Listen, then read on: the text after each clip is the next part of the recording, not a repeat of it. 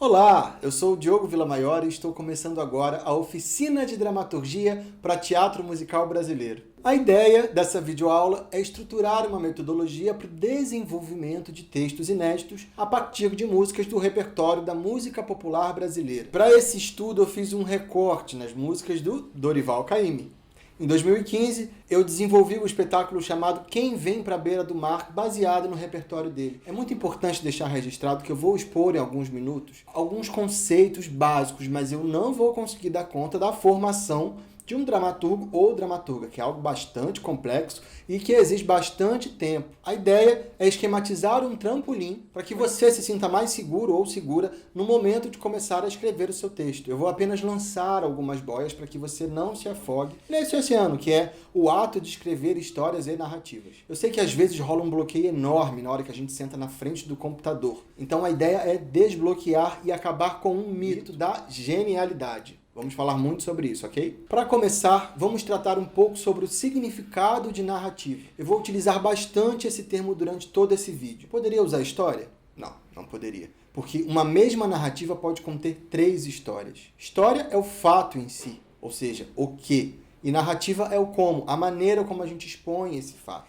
E a construção de narrativas não diz respeito só às artes. Um telejornal, ele constrói uma narrativa quando define a ordem das notícias a serem transmitidas. A chegada de Pedro Álvares Cabral em 22 de abril de 1500 é um fato, uma história. Mas eu posso contar da perspectiva dos portugueses ou levando em consideração o ponto de vista dos indígenas que aqui já viviam. E nós precisamos criar narrativas para tudo. Para compor um figurino, por exemplo, você precisa pensar em quem são aquelas pessoas, como elas agem, como se comportam. Para compor, por exemplo, um cenário, você precisa imaginar que pessoas estiveram ali, que histórias, que situações aconteceram naquele espaço. Tudo é erguido através de narrativas, inclusive o nosso cenário político. O próprio ambiente político é todo erguido através da construção de narrativas. Antes de seguir com os conceitos, eu vou propor um exercício mental. Estão aqui algumas imagens que vão ficar na tela por alguns segundos, e vocês vão imaginar de maneira totalmente descompromissada quem são essas pessoas que aparecem,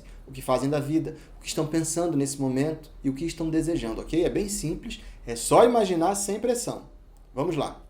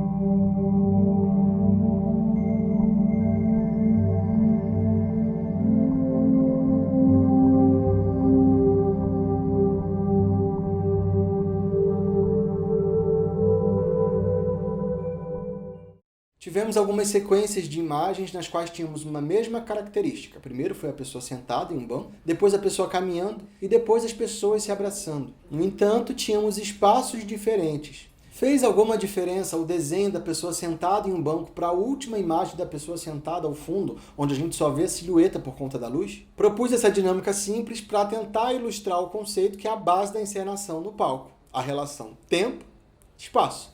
Para ilustrar esse conceito, eu vou utilizar uma ferramenta da matemática que pode facilitar mais ainda essa explicação. Vamos lá. Você provavelmente já viu o plano cartesiano no colégio. Ele é muito utilizado para explicar a eletricidade, por exemplo. Aqui ele vai nos ajudar também.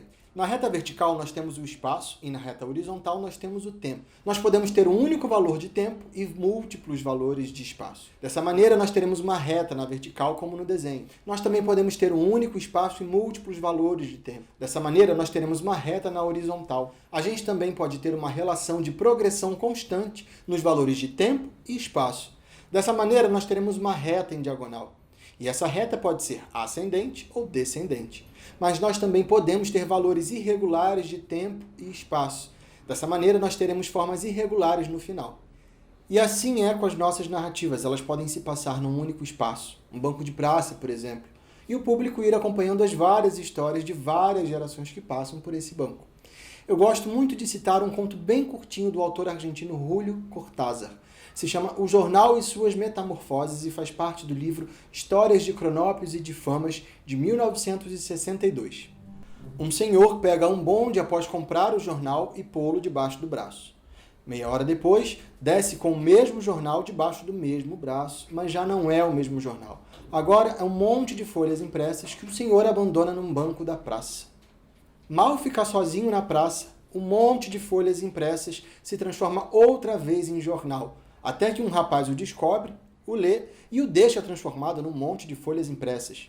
Mal ficar sozinho no banco, o monte de folhas impressas se transforma outra vez em jornal, até que uma velha o encontra, o lê e o deixa transformado num monte de folhas impressas.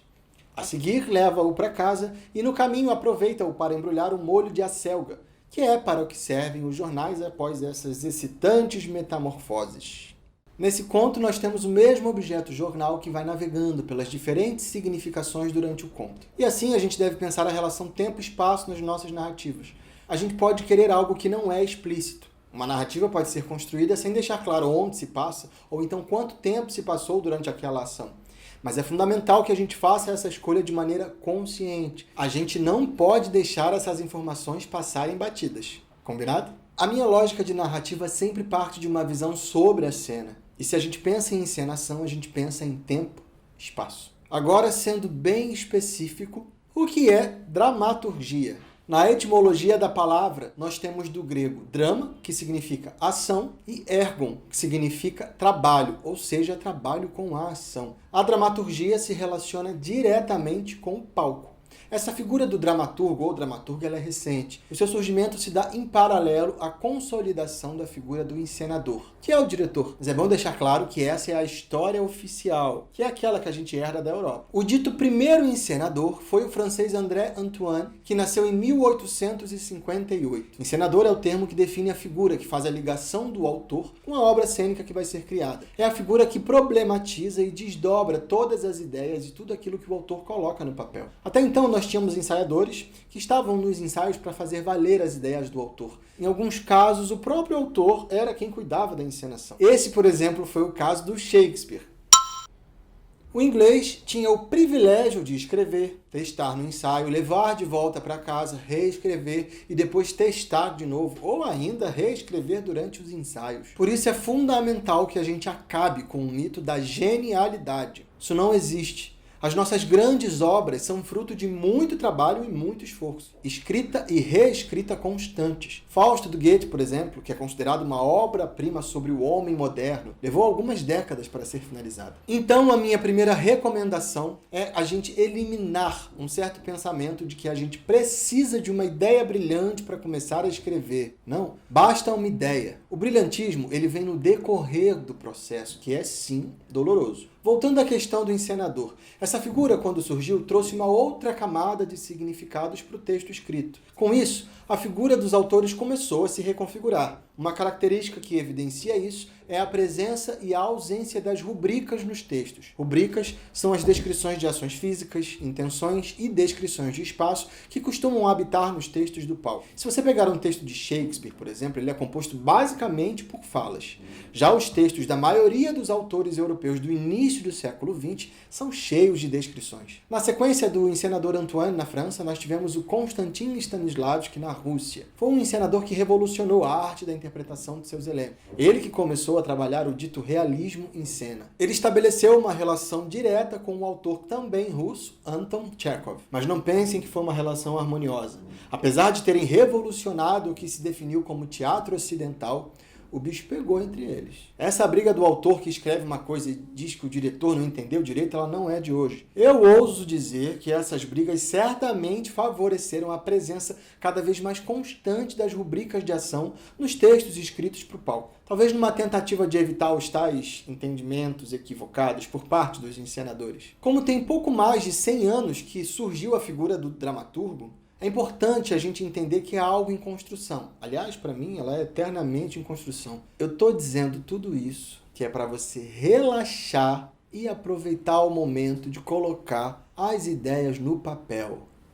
Agora, vamos para algumas recomendações que eu considero bem importantes para o início do processo de escrita. Organização. Hoje em dia, a maioria das pessoas escreve direto no computador. Então é importante que você nomeie os seus arquivos e coloque as datas em cada vez que fizer alterações.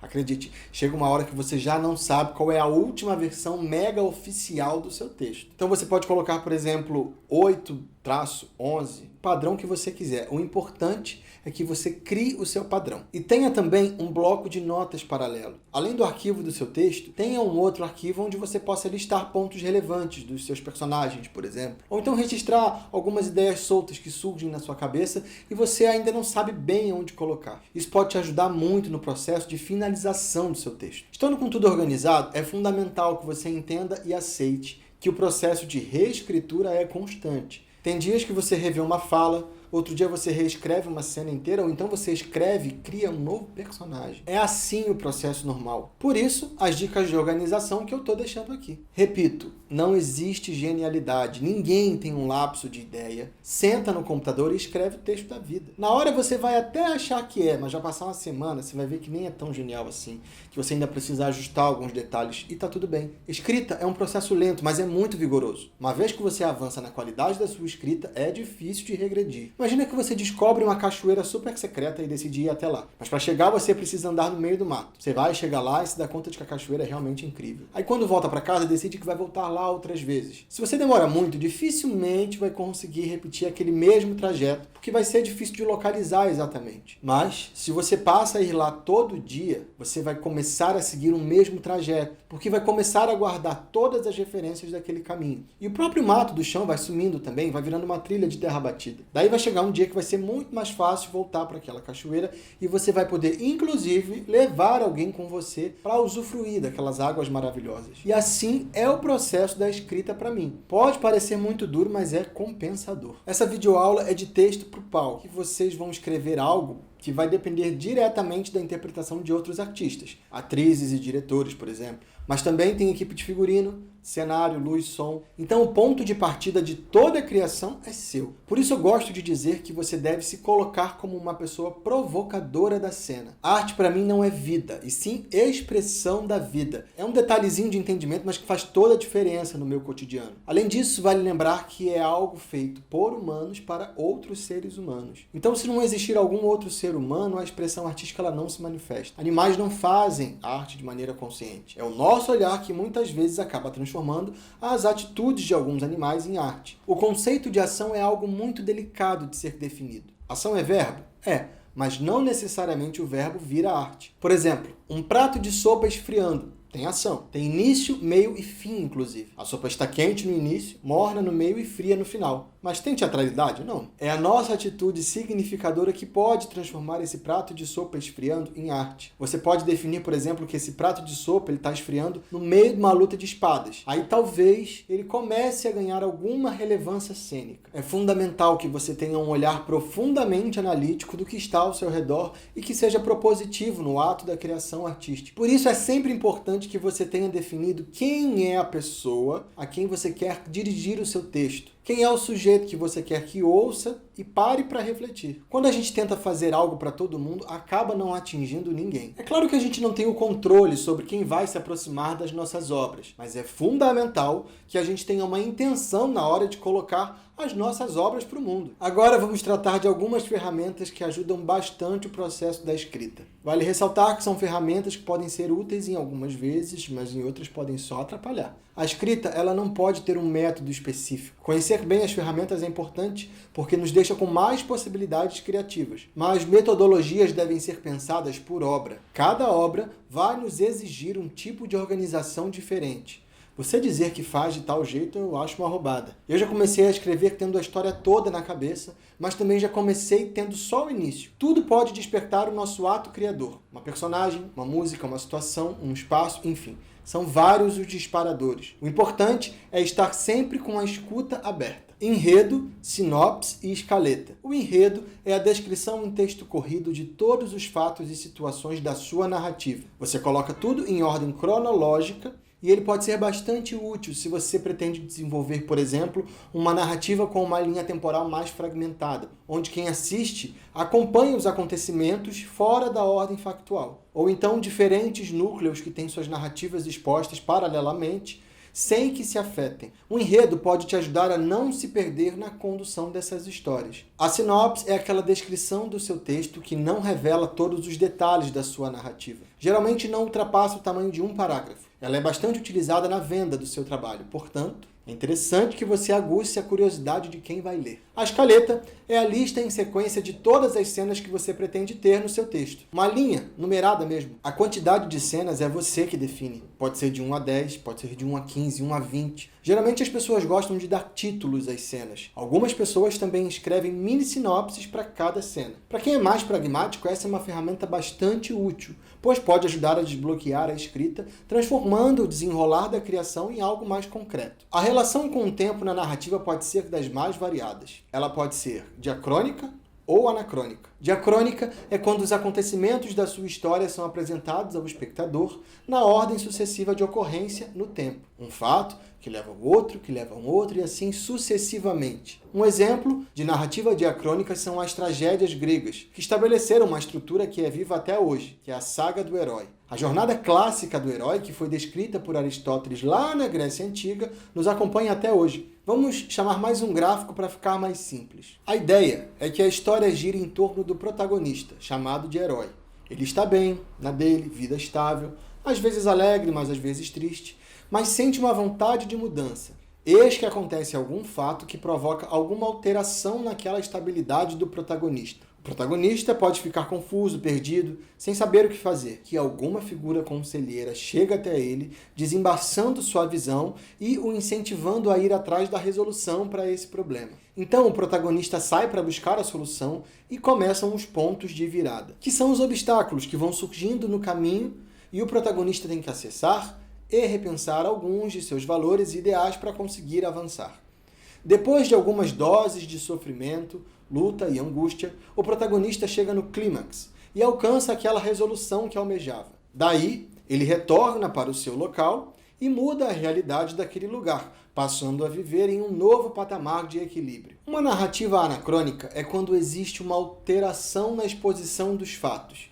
E essa alteração pode ser retrospectiva, ou seja, dando saltos para trás. O uso do flashback, que é quando assistimos algum fato do passado daquela personagem, é um exemplo de uma narrativa anacrônica. Ela também pode ser prospectiva, dando saltos para frente. A importância de ter conhecimento mais profundo a respeito de uma estrutura clássica, como a jornada do herói, é poder fazer suas escolhas de maneira mais consciente. E você pode elaborar uma narrativa que seja uma resposta a esse modelo, que quebra essa linha contínua. Hoje em dia temos várias releituras com uma temporalidade mais fragmentada e fora de uma sequência baseada na causalidade. Mas você pode se apropriar desse formato para contar sua história. O mais importante é você ter a real noção sobre o que quer provocar em quem te assiste, porque uma estrutura clássica como essa habita o imaginário popular. Então ela pode ser muito importante, por exemplo, para você tratar de um assunto mais delicado e polêmico, porque ela pode te ajudar a conseguir estabelecer mais rapidamente uma relação com o espectador. E uma vez conectado, quem assiste pode assimilar com mais facilidade as suas discussões. Mas às vezes é justamente quebra de expectativas em relação à linha narrativa que faz a pessoa parar para pensar. Então avalie e se jogue. Como eu disse no início, é importante diferenciarmos a história do discurso ou ação dramática. A história trata do fato em si, da cadeia de acontecimentos que afetam personas em determinadas circunstâncias, tempos e espaços, ou seja, uma coisa que leva a outra que leva a outra. O discurso ou a ação dramática é a maneira como o relato desses acontecimentos se dá, como se apresentam ao espectador. Isso quer dizer que o mesmo fato pode ser contado de várias maneiras. É importante diferenciar esses conceitos para que a gente possa manipulá-los na criação das nossas narrativas, ok? Podemos dividir em 5 pontos que nos ajudam bastante: temporalidade, espacialidade, personagens, discurso e figuratividade. Sobre a temporalidade, em que ordem os fatos são transmitidos? Quanto tempo se passa? Sobre a espacialidade, quais lugares são representados na nossa narrativa? São quantos ambientes e espaços? São internos? Externos? Sobre personagens, todos os personagens são sujeitos da fábula, todos estão presentes e atuando diretamente para o desenrolar dos fatos. Além deles, existem personagens alheios à fábula, porque um personagem pode não aparecer em nenhum momento, mas interferir diretamente no que a plateia assiste. Se a peça é sobre 2 funcionárias de uma repartição e elas estão problematizando sobre o chefe, mas o chefe nunca aparece. Ou então no texto clássico Esperando Godot, de Samuel Beckett. Os personagens passam a peça inteira na iminência da chegada do Godot, que nunca chega. E ainda, a partir de que lugar ou ponto de vista a história é mostrada? Quem assiste vai acompanhar a partir da visão de quem? Vai ser só uma visão? Vão ser várias? E qual a hierarquia dramática das relações das personagens que existem no seu texto? Elas se relacionam diretamente ou não? Sobre o discurso, serão apenas diálogos? Vai ter narração? Podem existir monólogos, triálogos, discurso coral, silêncios, que eu adoro, inclusive. Sobre a figuratividade. Quando a gente pensa em ficção, é fundamental que a gente também pense em realidade. Porque a ficção só é ficção em relação à realidade, certo? Pode parecer meio óbvio, mas isso pode ficar confuso de vez em quando. Acredito ser relevante que a gente entenda que a nossa obra pode ter uma distância estabelecida em relação ao mundo real, mas também pode ter uma capacidade de dizer algo sobre esse mundo real e até mesmo propor modificações a ele. Todo esse pensamento vai nos levar à verossimilhança. Essa palavra ela é fundamental quando a gente pensa em teatro, porque nem sempre o que a gente vê no palco é real. Real no sentido de que eu não necessariamente consigo ver aquele retrato de situação idêntico na vida real. Mas é fundamental que mesmo assim exista verossimilhança. É essa palavrinha que vai fazer com que os seus espectadores se identifiquem com a sua peça. E estando identificados, se permitam ser envolvidos e arrebatados. Isso é simples? É claro que não. Por isso que desde o início dessa aula eu venho misturando conceitos com subjetividades. O que pode ajudar bastante na busca pela verossimilhança é a gente construir de maneira consciente as crenças das personagens, os princípios, os valores, tabus, ideais, sentimentos, sentidos. A partir desses pontos, a gente pode conseguir enlaçar quem está nos assistindo. Tem uma citação do espanhol José Sánchez Sinisterra que é bem boa. Eu, como escritor, posso inventar um mundo no qual as coisas não ocorram como eu, indivíduo histórico, sei que ocorrem na realidade. Mas se conseguir fazer com que esses comportamentos e essas leis que invento sejam autoconsistentes, o mundo criado provavelmente poderá funcionar e pode ser aceito pelo espectador. Como referência teórica para o nosso curso, eu utilizo 2 livros que eu gosto muito. Diálogo, A Arte da Ação Verbal na Página, no Palco e na Tela, do norte-americano Robert McKee, que foi o professor de muitos roteiristas da Pixar, por exemplo. E o livro Da Literatura ao Palco, Dramaturgia de Textos Narrativos, de José Sánchez Sinisterra, que é um autor e professor espanhol.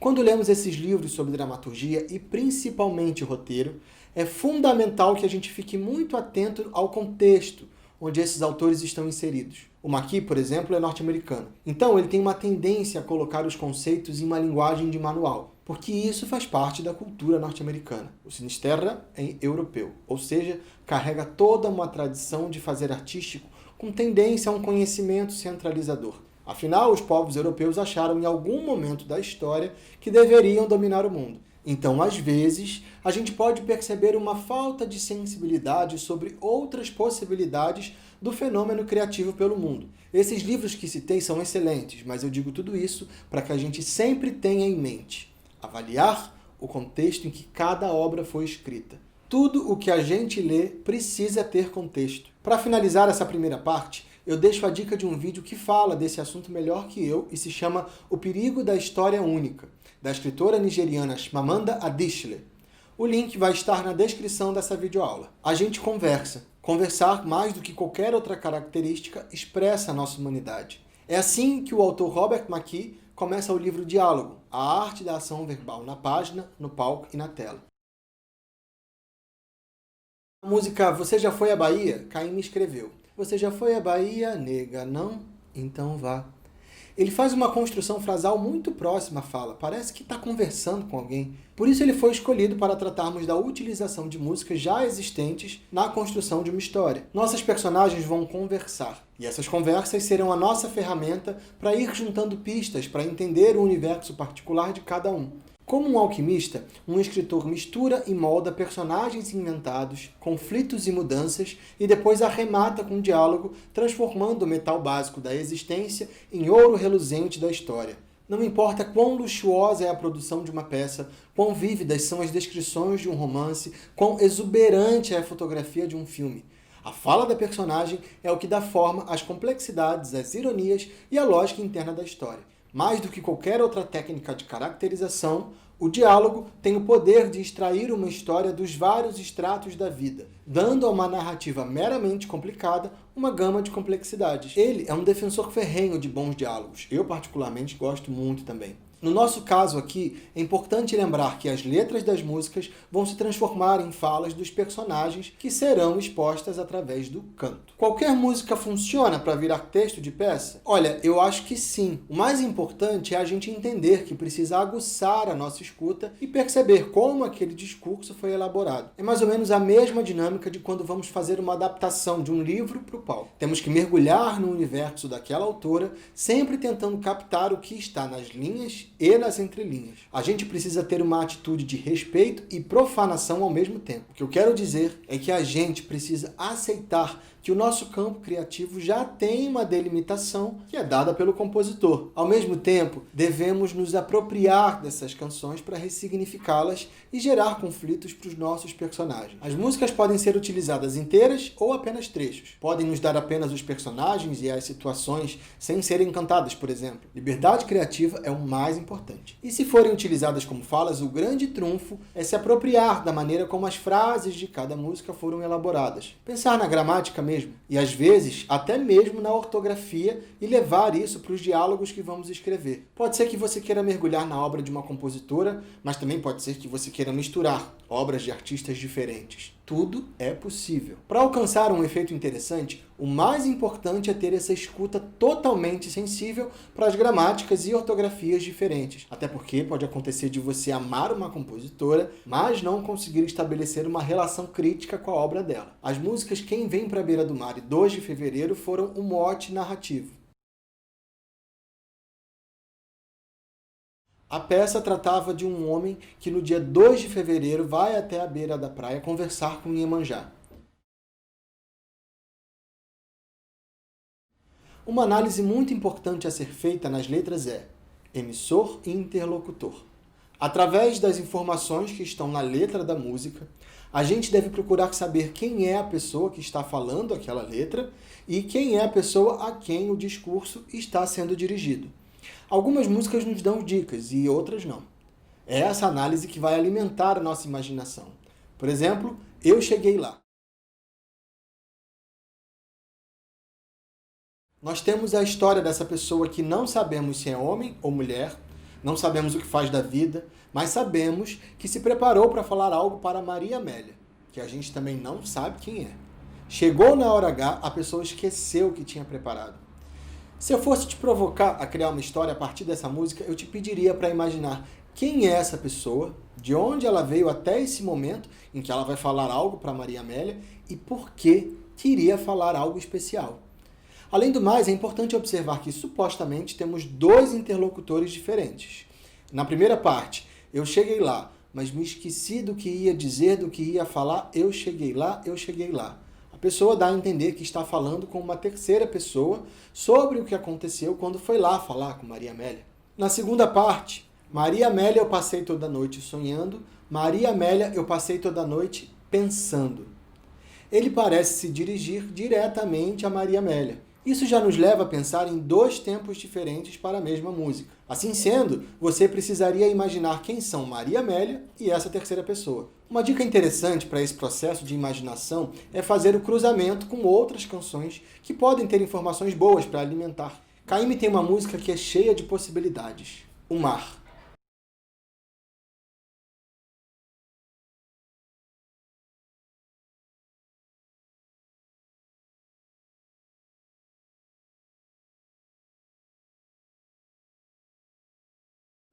Nessa música tem a sugestão do espaço da praia, tem o pescador Pedro, que morreu em um dia de pesca, tem a Rosinha de Chica, que gostava de Pedro, entre outras possibilidades que a nossa imaginação pode trazer. A gente deve dessacralizar toda a obra que passa a fazer parte do repertório dos nossos espetáculos. A partir do momento que a música passa a ser da sua personagem, é fundamental que ela sirva ao propósito de contar aquela história. Pode ser que apenas um trecho atenda ao que você quer alcançar. Daí, aquela música pode ser totalmente ressignificada do seu contexto original. Agora, a música ela é responsável por contribuir com a sua história. Por exemplo, Rainha do Mar, do Caymmi. No texto que eu escrevi, na parte final da história, o personagem canta "Ai, tem dó de ver o meu penar, ai, tem dó de ver o meu penar", em um momento de grande melancolia do espetáculo, onde tinha uma dor dominando a atmosfera da peça. No entanto, a música original tem uma atmosfera bem mais suave que isso. Oh, tem dó de ver o meu penar. Oh, tem dó de ver o meu penar. Um outro exemplo é A Preta do Acarajé. Temos então essa mulher preta que sai à noite para vender abará. Daí podemos imaginar todo um contexto para ela. Se é jovem ou mais velha, se é solteira ou casada, se é feliz ou não com esse trabalho. É um terreno muito fértil para a nossa imaginação. Agora eu vou citar mais alguns trechos do livro do Maqui. Criando um estilo original de vocabulário, dicção, sintaxe, gramática, tom, tropo e sotaque para o diálogo, o escritor caracteriza o papel. Escolhas verbais expressam a educação de uma personagem, ou a falta dela, a sagacidade ou a falta dela, sua filosofia de vida e o escopo de seu comportamento emotivo. Todos os traços observáveis que formam a personalidade. Ou seja, ele está dizendo sobre a importância da gente caracterizar nossos personagens de acordo com a maneira que falam. A gente precisa ter uma atenção para fugir das falas genéricas, que poderiam servir para qualquer personagem. É importante ter em mente que as falas daquela personagem só funcionam com aquela personagem, que se a gente coloca na boca de outra personagem, a história não faz mais tanto sentido. Esse é o ponto que devemos ter como ideal. Uma personagem pode falar muitas gírias, ou então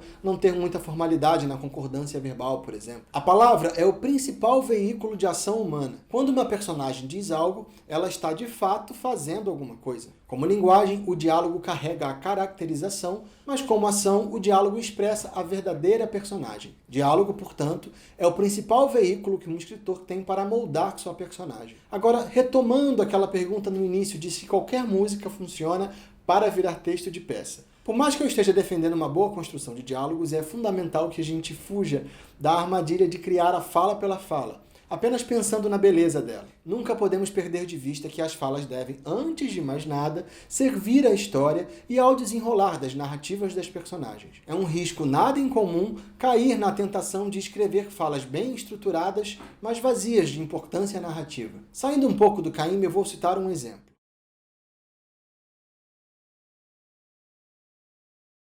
Antes de mais nada, eu quero deixar registrado que eu adoro Djavan, ok?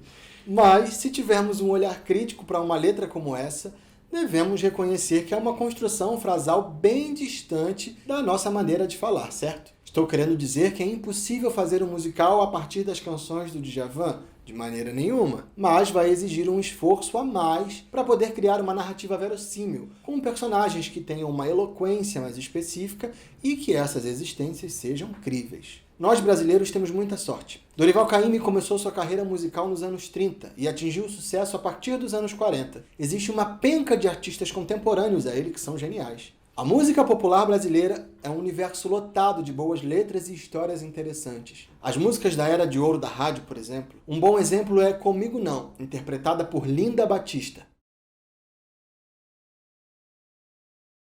Nessa música já temos personagens, situações e até possíveis conflitos. A MPB tem ainda Lupicínio Rodrigues, com músicas extremamente expressivas. Eu vou deixar aqui para vocês Nervos de Aço. É uma história prontinha. E ele tem outra música em que eu sou apaixonado, que se chama Vingança.